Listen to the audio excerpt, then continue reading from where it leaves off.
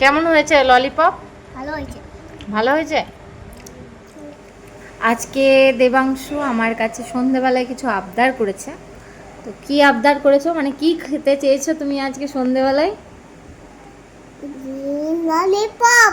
আচ্ছা, ডিম ললিপপ, মানে ডিমের ললিপপ, তাই তো? তো চলো বানানো যাক ডিমের ললিপপ।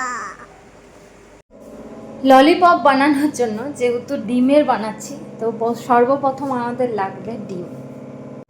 এই যে ডিম, তো ডিম আমি এখান থেকে 4টে নেব, দিয়ে সেদ্ধ করতে বসাবো। এগুলো সব মুরগির ডিম। তো চলো এখন সেদ্ধ করতে বসাই।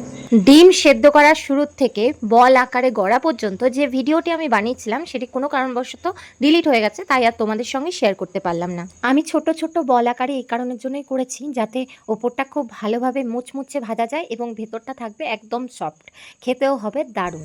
আমি দেখেছি অনেক ছোট বাচ্চা ডিম সেদ্ধ খেতে চায় না, আর যদি বা কোনো বাচ্চা ডিম সেদ্ধ খায় তো শুধুমাত্র ওই সাদা অংশটা খায়, কুসুমটা রেখে দেয়।